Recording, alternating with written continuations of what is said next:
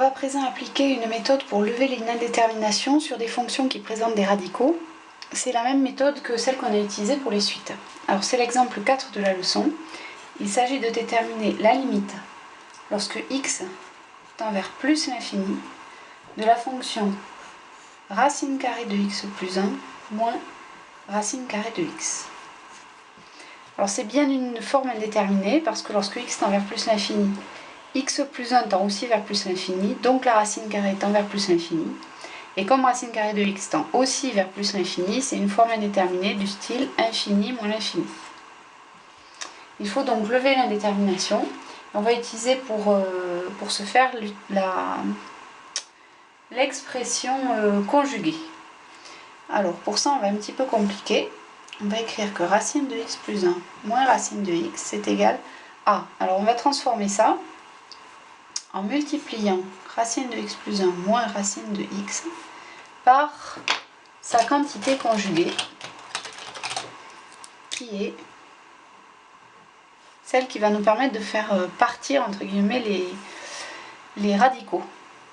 C'est-à-dire racine de x plus 1 plus racine de x. En effet, le fait de multiplier par cette quantité permet de faire apparaître l'identité remarquable a moins b, facteur de a plus b, qui fait a carré moins b carré, et les radicaux ici au numérateur vont s'en aller. Bon, pas au dénominateur évidemment, mais ça c'est pas très grave, on l'a déjà vu. Donc si on multiplie au numérateur par racine carrée de x plus 1 plus racine carrée de x, il faut faire pareil au dénominateur. Bien, ceci, ça nous permet d'écrire tout sur le même dénominateur, qui est racine de x plus 1 plus racine de x.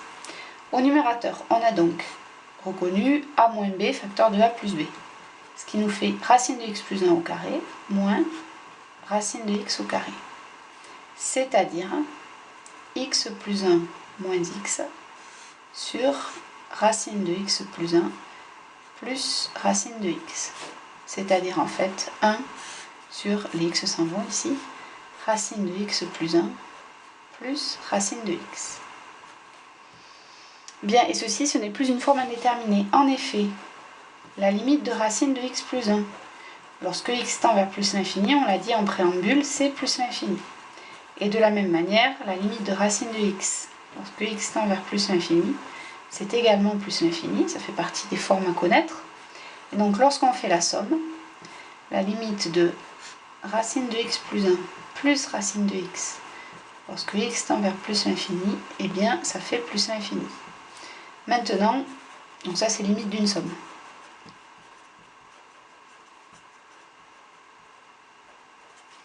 Maintenant, si on prend l'inverse, la limite lorsque x tend vers plus l'infini, de 1 sur racine de x plus 1 plus racine de x, et bien ça nous donne 0, c'est la limite d'un quotient.